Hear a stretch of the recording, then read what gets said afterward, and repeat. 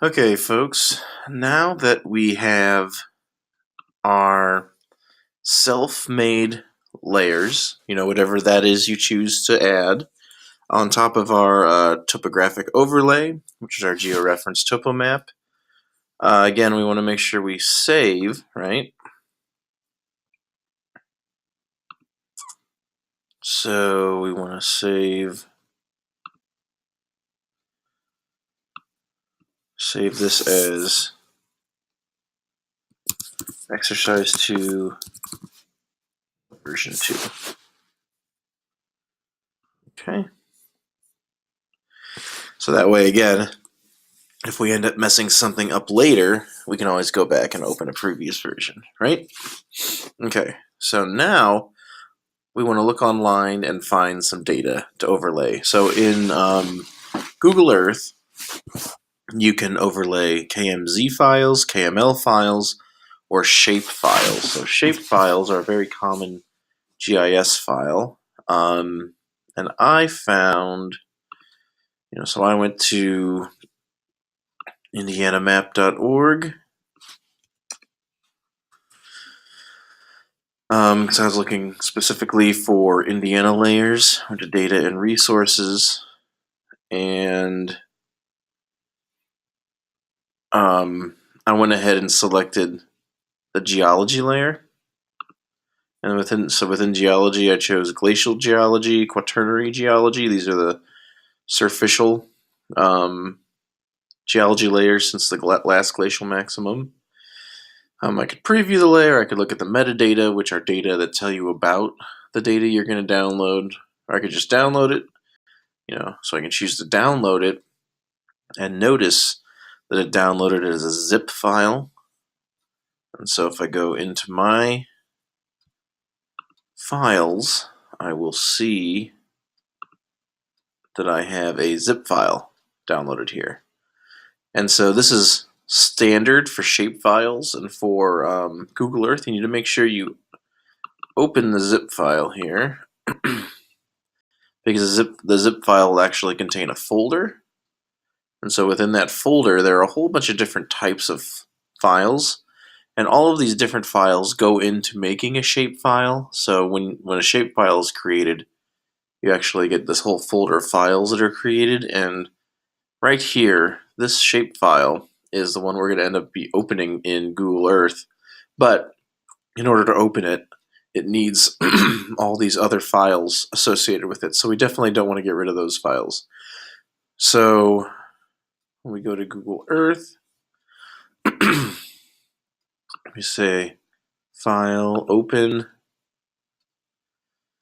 We want to open, so we go into our folder here, and that shapefile is highlighted, so we go ahead and open that shapefile.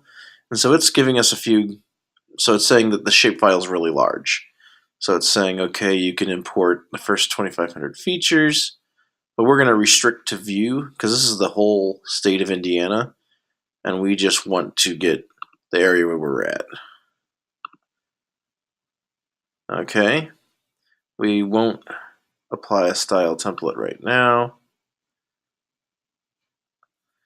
And so notice that this layer is not turned on right now. So if we turn it on, we can see what it actually looks like. But it is in our temporary places, so we want to make sure we move this up into our folder so that when we make a KMZ file of the whole folder, it'll show up. Okay, so now we've got our geologic map. And if you look at this geologic map, it's different layers, right? So this is loam till, Wisconsin loam till. So that's a type of soil. Over here we've got loess, Wisconsin to Holocene loess. But if we zoom in even further, right, we notice, so along the deep river embankment, we get siltstone and shale. So we're starting to get that rock. And so this layer was useful to me because now not only do I have my hiking track and then a road and a parking lot, but I've also got, and I've got the topo, which overlays on top of the satellite imagery, but now I've also got a geology map, right? A map of the geology of the area. So that is, and then as usual, you can go ahead and click on your layer to look at its properties. So we'll want to increase the opacity here, or sorry, decrease, so that you can see through this, so that you can actually see through this layer. Okay. Okay, so now let's take a look here. What is our topo?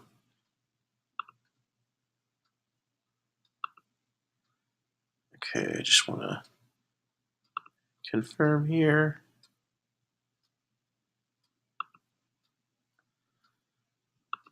So what is the opacity of the topo? Let's check. Let's get info.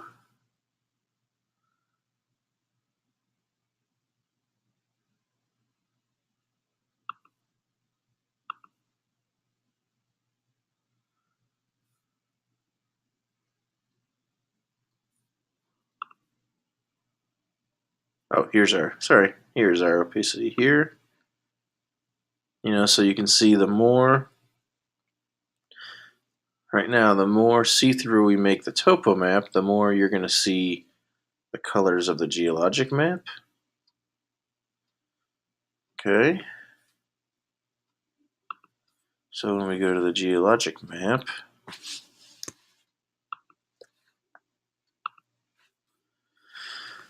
let's see here. Oh, that's why, because I was doing the opacity of the lines. And so I want to do the opacity of the fill. Let's do that at 50%. There we go. Okay, so now, right, we can see the colors, we can also see the topo, and we can even see the underlying satellite imagery, though it's getting harder to see, right? The more layers you layer on top, the easier it is to sort of lose some of the foundational layers. But for our purposes, this is what we want. So again, I'm going to file, save.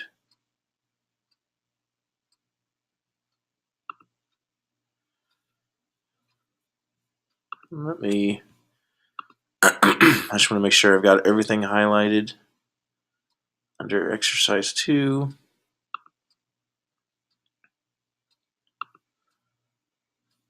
Exercise 2, version 3.